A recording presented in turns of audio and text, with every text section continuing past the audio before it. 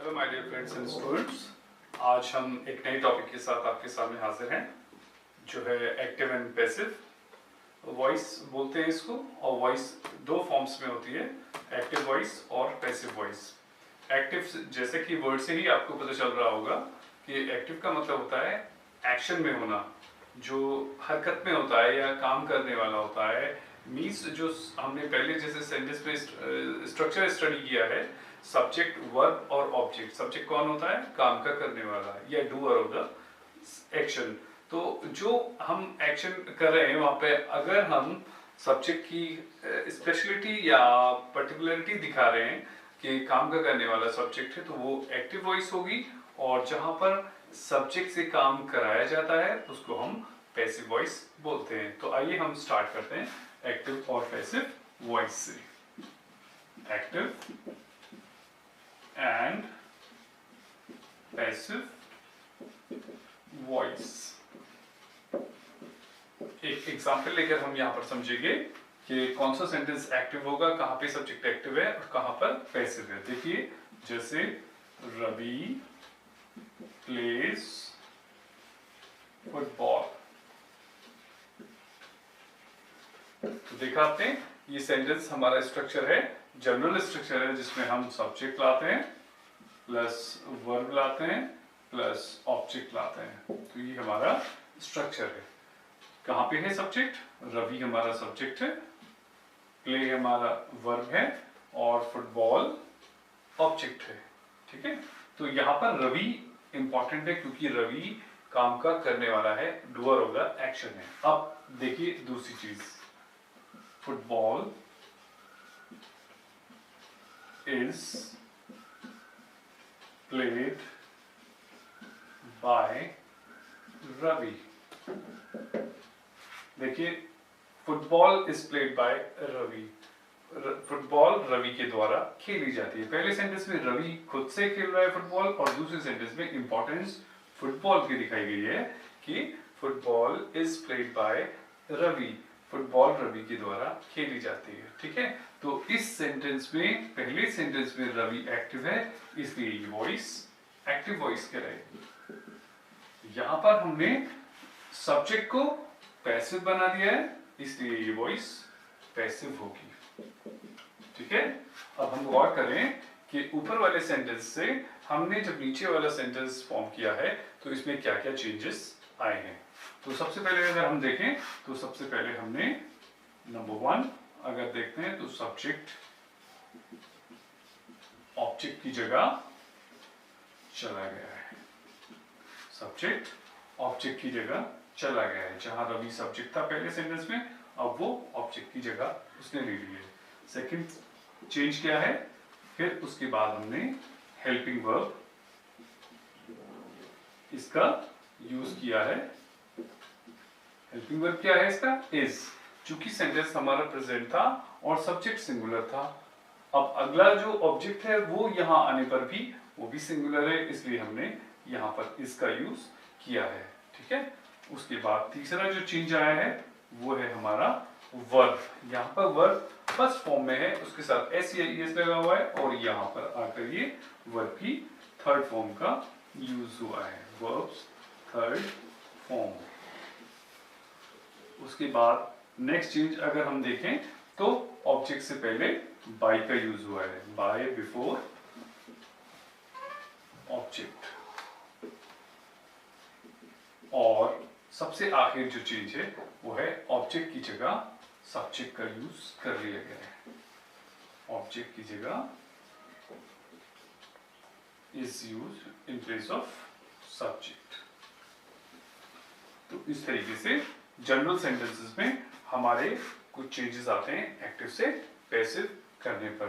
तो आपने एक बार इसको देख लीजिए, ये हमारे एक्टिव सेंटेंस है और ये हमारा पैसिव सेंटेंस है। जब हम जनरल सेंटेंसेस चेंज करेंगे तो ये 5 चेंजेस हमें स्टडी करने हैं। इसको अलग अलग कितने सेंटेंसेस में हमको इसको यूज कर सकते हैं इसके बारे में हम स्टडी करेंगे।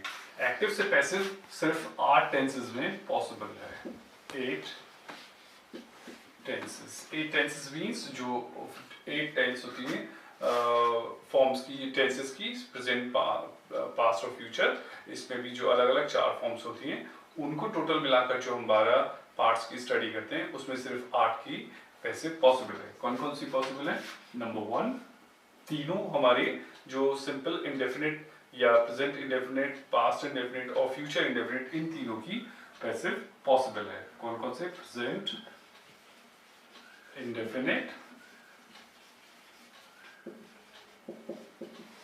सेकंड है पास्ट इंडेफिनिट, थर्ड है फ्यूचर इंडेफिनिट। नेक्स्ट ये एक ही ग्रुप के हैं। उसके बाद हमारा है फोर्थ, प्रेजेंट कंटिन्यूअस। कंटिन्यूअस के एक जगह होंगे प्रेजेंट और पास्ट। फ्यूचर कंटिन्यूअस इसमें नहीं होता है। और नेक्स्ट है हमारा परफेक्ट के सेंटेंसेस तीनों पार्ट, यानी कि 6th सेंटेंस, 7th और 8th। कौन कौन से हैं? प्रेजेंट, परफेक्ट, पास्ट, परफेक्ट और फ्यूचर परफेक्ट। बाकी जो हमारे परफेक्ट कंटिन्यूअस होते हैं इसमें पैसिव होना मुश्किल है, बनते हैं लेकिन उसमें कोई चेंजेस नहीं आते हैं। ठीक है, तो ये हमारे इस तरीके से सेंटेंस बनेंगे। अब हमें इनके तीनों अलग अलग ग्रुप में हम इसको स्टडी करेंगे। ठीक है, सबसे पहले हम स्टडी करेंगे प्रेजेंट इंडेफिनिट, पास्ट इंडेफिनिट और फ्यूचर इंडेफिनिट, क्योंकि तीनों का फॉर्मूला एक है। प्रेजेंट कंटिन्यूअस और पास्ट कंटिन्यूअस का फॉर्मूला एक है, और प्रेजेंट परफेक्ट, पास्ट परफेक्ट और फ्यूचर परफेक्ट कंटिन्यूअस का फॉर्मूला भी एक है। तो अब हम इसको ग्रुप वाइज स्टडी करते हैं। आइए, तो नेक्स्ट पॉइंट में हम इसको स्टडी करेंगे पॉइंट वाइज। अब हम स्टडी करते हैं ग्रुप वाइज। सबसे पहले हम सारे सिंपल के जो सेंटेंसेस है उनको स्टडी करते हैं। सबसे पहले हमारा है प्रेजेंट इंडेफिनिट, या हम तीनों का कलेक्टिव एक फॉर्मूला ले लेते हैं। जैसे इसका फॉर्मूला इस तरीके से बनेगा, subject plus helping verb plus verb की third form plus by and object. यहां पर ये एक्टिव से पैसिव का फॉर्मूला है, यानी कि पहले जो सब्जेक्ट था अब वो नया सब्जेक्ट बन गया है आकर, और ये ऑब्जेक्ट जो यहाँ पर सब्जेक्ट था। तो ये हमारे तीनों इंडेफिनिट के सेंटेंसेस बन जाएंगे। कौन से सेंटेंसेस? तीनों के। अब चूंकि तीनों का हेल्पिंग वर्ब अलग अलग होगा, सिर्फ इसे हमें हेल्पिंग वर्ब को चेंज करना है और सेंटेंसेस बन जाएंगे एक्टिव से पैसिव।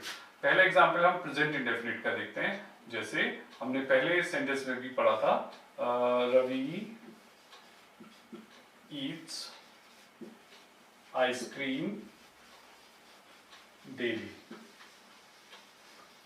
देखिए, स्टडी करेंगे, Ravi subject, eats verb, ice cream object and time. ठीक है, तो इसको स्टडी करेंगे। जो फॉर्मूला है हमारा, ये सब्जेक्ट है, यानी कि अब नया सब्जेक्ट कौन सा होगा? आइसक्रीम इधर आएगा और रवि इधर चला जाएगा। तो हम सेंटेंस स्टार्ट करेंगे, आइसक्रीम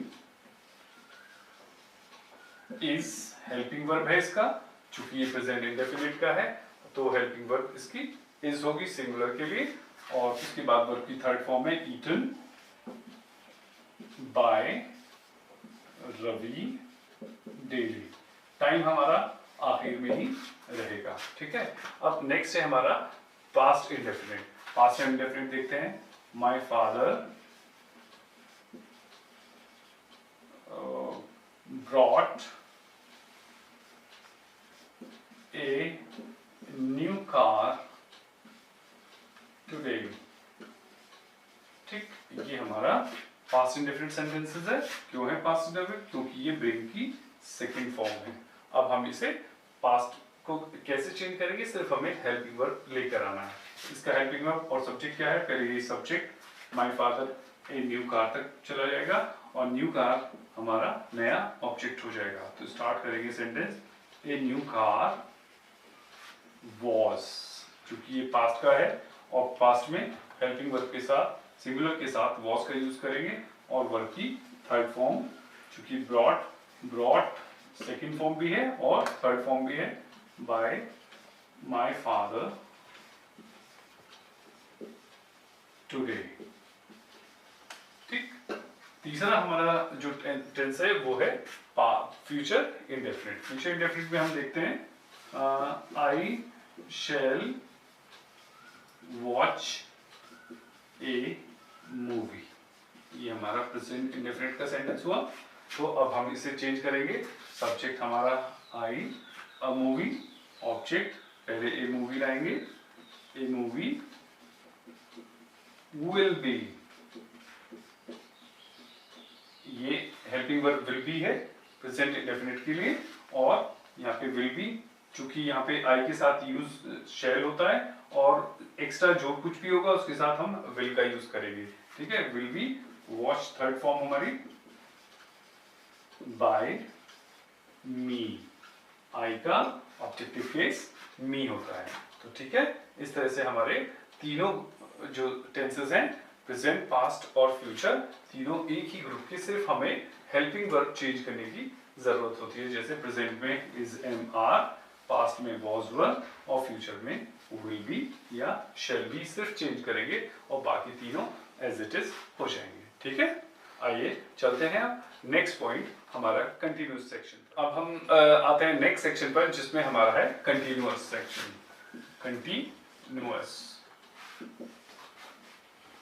कंटिन्यूअस में काम का जारी रहना पाया जाता है।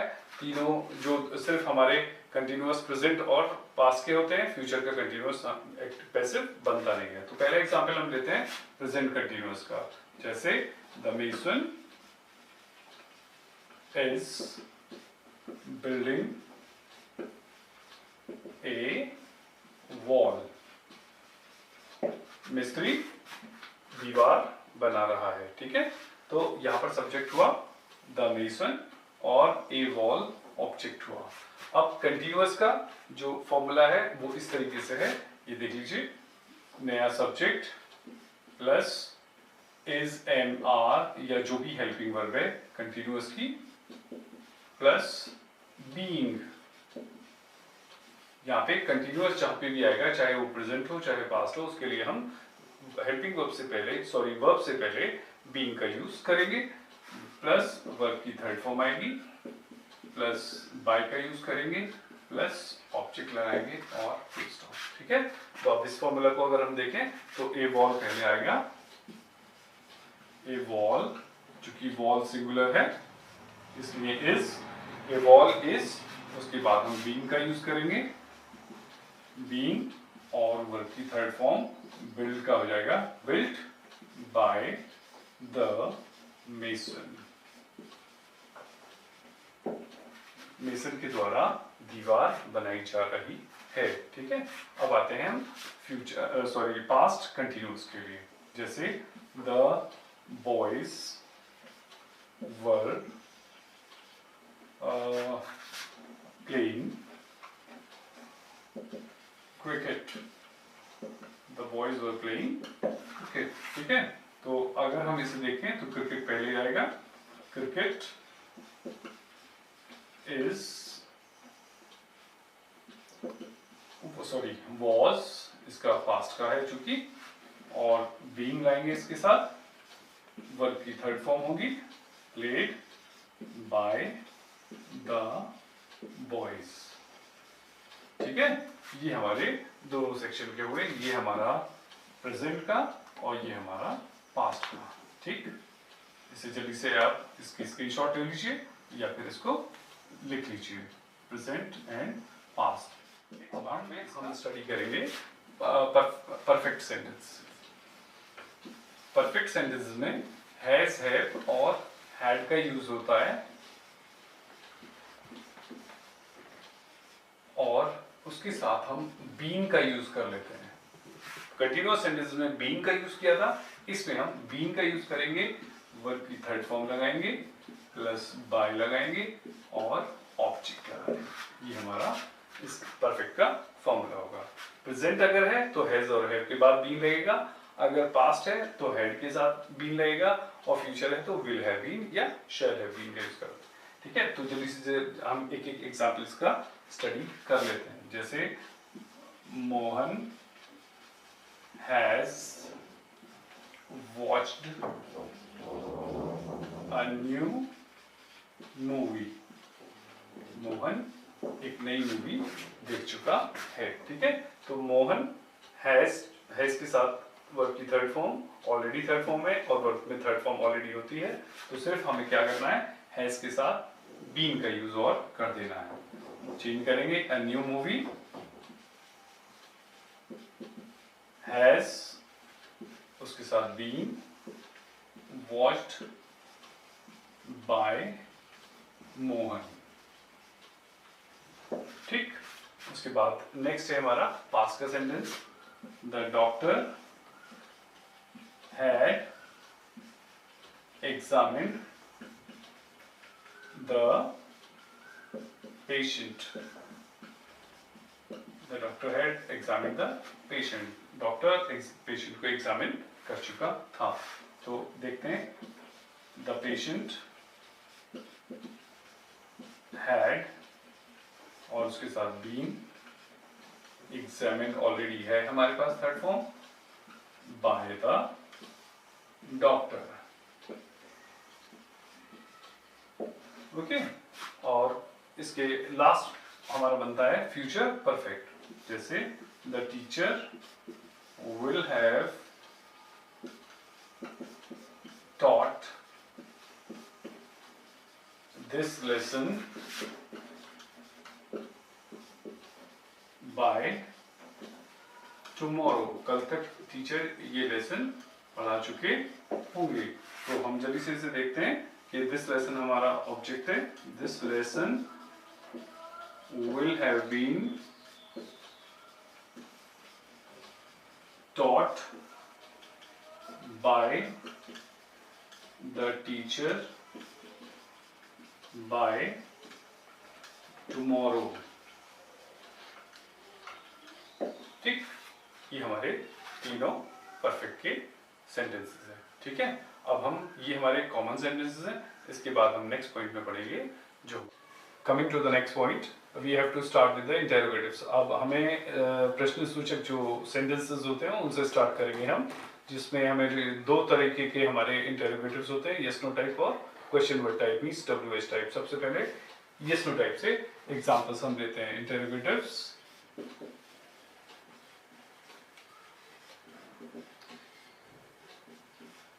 yes no type and WH type। तो स्टार्ट करते हैं हम yes no type से। हेल्पिंग वर्ब से स्टार्ट होंगे sentence. Have they watched this movie. क्या उन्होंने ये मूवी देखी है? तो हेल्पिंग वर्ब से स्टार्ट हुआ है, इंटेरोगेटिव yes no टाइप है। तो अब हम कैसे स्टार्ट करेंगे इसको?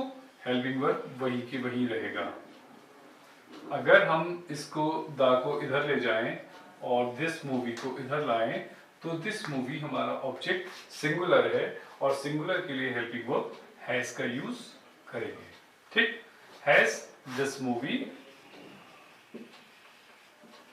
हैज के लिए परफेक्ट सेंटेंसेस के लिए बीइंग का यूज करेंगे। फिर वर्ब की third form watched this watched by them, देखा ऑब्जेक्टिव केस them होगा। ठीक, उसके बाद हम आते हैं WH टाइप क्वेश्चंस पे। For example, why did he scold you? उसने तुम्हें क्यों डांटा? Why did he scold you? Question subject हमारा ही और ऑब्जेक्ट यू। क्वेश्चन वर्ड वही की वही रहेगा, वाई। अब हेल्पिंग वर्ब हम यूज करेंगे जो हमारे वॉज या वर हैं। तो वॉज वर्ब में से हम ये देखेंगे कि सब्जेक्ट क्या आने वाला है। सब्जेक्ट यू है, तो इसके लिए हम वर का यूज करेंगे। वाई वर यू, वर्ब की third form scolded by him. He का ऑब्जेक्टिव केस हिम होगा। ठीक है, चलिए से इसकी स्क्रीनशॉट लीजिए, फिर हम नेक्स्ट पॉइंट पर चलते हैं। हमारा नेक्स्ट पॉइंट होगा Coming to the next point, we have to take now imperative sentences. आदेशात्मक sentences को हम study करेंगे. Imperative sentences होते हैं जिनमें आज्ञा या आदेश दिया जाए. और ये दो तरीके से होंगे, with object और without object. With object कौन से होते हैं हम इन्हें देख लेते हैं. With object and without object. For example, अगर हम सेंटेंस लेते हैं, for example shut the door. Shut the door. यहां पर हमारा ऑब्जेक्ट मौजूद है, तो हम ऐसे सेंटेंसेस को लेट से स्टार्ट करते हैं. Let the door be shut. Okay, shut the door imperative sentences है क्योंकि ये वर्ब से स्टार्ट होता है. और ऐसे सेंटेंसेस को जहाँ पे ऑब्जेक्ट हो और उसको हम पहले ले आए तो वो लेट से स्टार्ट होंगे. नेक्स्ट हमारा है without object. Without object for example go away. यहाँ पर ऑब्जेक्ट नहीं है, तो इस सेंटेंस को हम कैसे करेंगे. इसमें हम बोलेंगे you are ordered to go away. Okay, ठीक है. ये हमारा विद ऑब्जेक्ट और ये विदाउट ऑब्जेक्ट. यहाँ पर कोई भी ऑब्जेक्ट नहीं है, इसलिए हम ऐसे सेंटेंस को यू आर ऑर्डर्ड या इस तरीके से हम इसको पूरा करेंगे. ठीक है. अब आते हैं टू द नेक्स्ट पॉइंट. अब हमें मॉडल वर्ब्स के साथ पैसिव बनाने होंगे. देखते हैं मॉडल वर्ब से हम कैसे चेंज करेंगे. ठीक है. ये हमारे मॉडल वर्ब्स हैं. Model verbs. For example, can or has or have. India can win this match. India can win this match. So India is the subject, this match is the object, and this is to be taken here. और इसको हम यहाँ लाएंगे तो sentence start होगा this match can be. This match can be won by India. Okay, India can win this match और this match can be won by India. I have to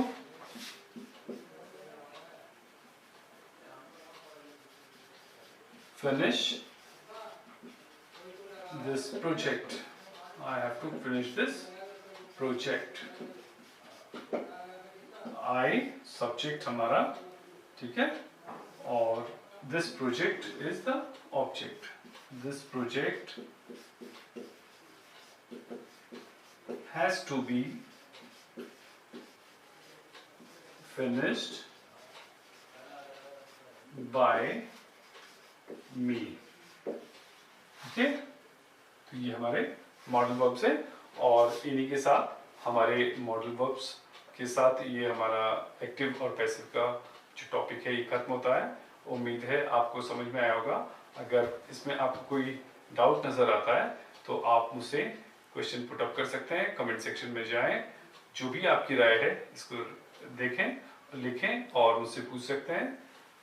इसी के साथ साथ मेरी जो नेक्स्ट वीडियोस हैं वो अलग अलग टॉपिक्स पर आएंगी, जिसको आप देखना ना भूलें, लाइक करना ना भूलें, शेयर करना ना भूलें और इसके साथ साथ अपने साथियों से भी सब्सक्राइब करना ना भूलें. ठीक है. For the till next video, bye and stay healthy, stay safe. Good bye.